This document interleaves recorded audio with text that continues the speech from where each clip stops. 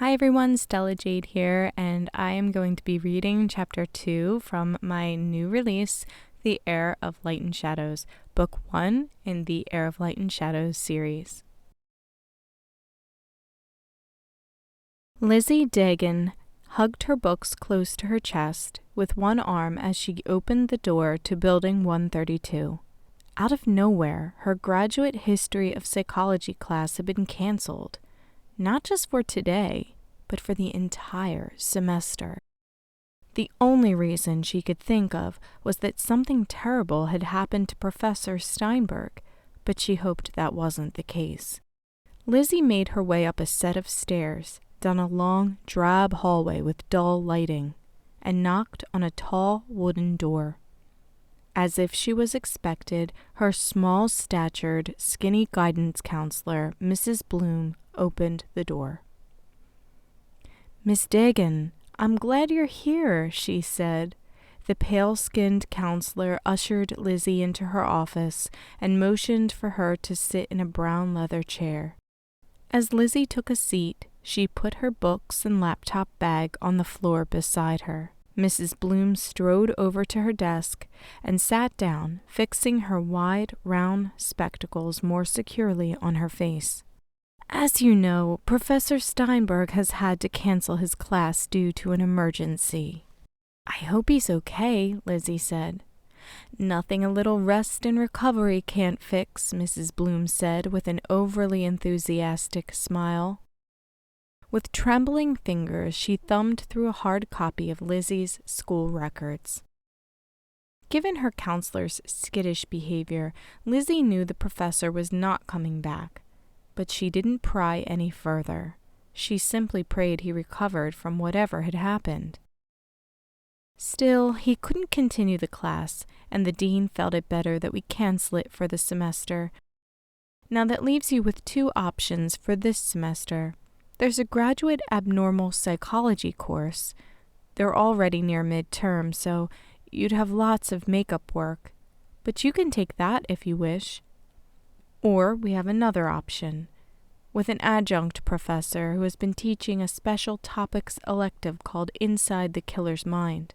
He's agreed to run the class from now until the end of the semester and shorten the length of work. It's an in-depth analysis of psychological disorders that cause violent acts, a crossover with our criminal justice master's program. Mrs. Bloom shrugged. "The decision is up to you, Lizzie, but I recommend the latter class. I would hate for you to have to make up so much work in another class and put additional stress on yourself." "I understand," Lizzie said. "When does this class start?" "Wednesday. Same time. It's 3 to 4:30 p.m. on Mondays and Wednesdays, Building 133, Auditorium 2. Mrs. Bloom kept her eyes fixed on Lizzie's file and continued with a thin smile crossing her lips.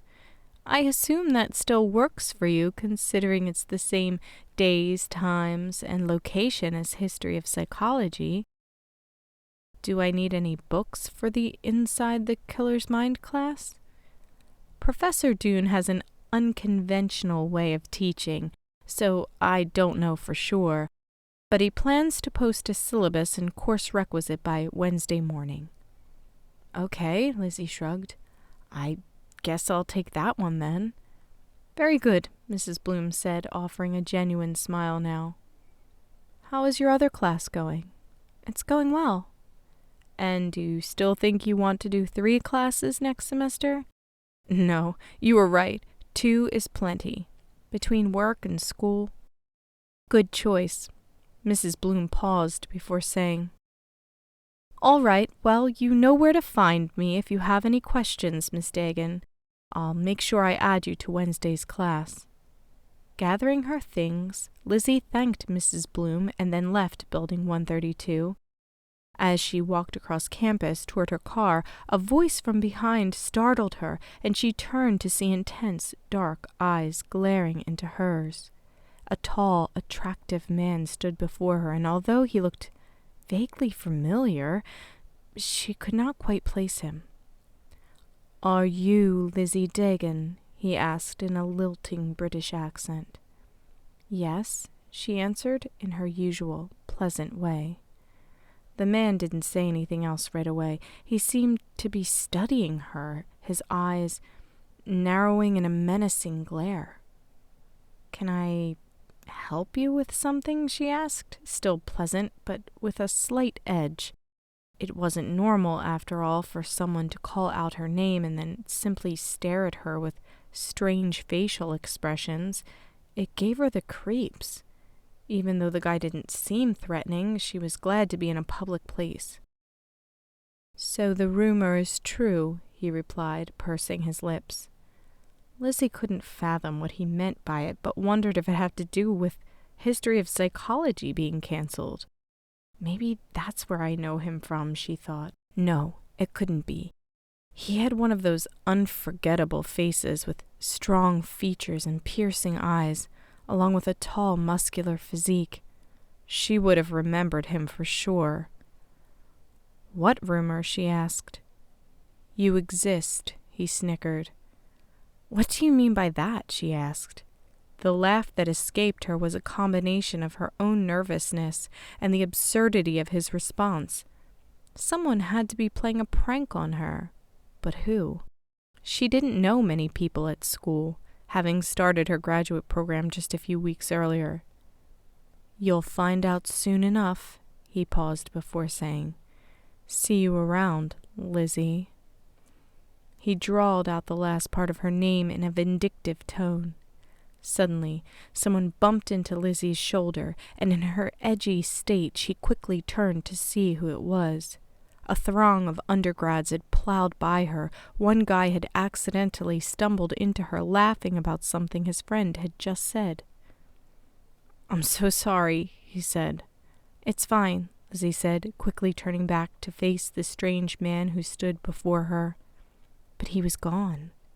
In the seconds she had turned to see who bumped into her, the man had fled the scene, and Lizzie was left to unpack what had just happened. She couldn't make sense of it.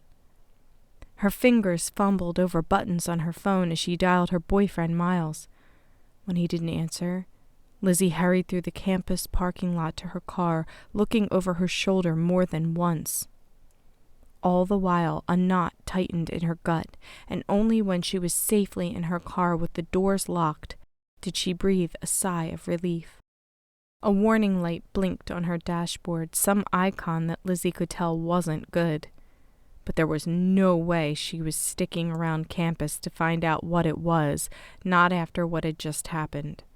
She would have Miles check her car when he got home from work later. As Lizzie drove, her thoughts focused on the stranger. Who was he? His deep voice echoed in her mind. "So the rumors are true. You exist." He knew her name, her full name. And the way he snickered, she couldn't get it out of her mind. But mostly, she wondered what the man meant by saying she would find out soon enough. A shiver ran down her spine, and Lizzie had an overwhelming feeling that something bad was going to happen, and soon.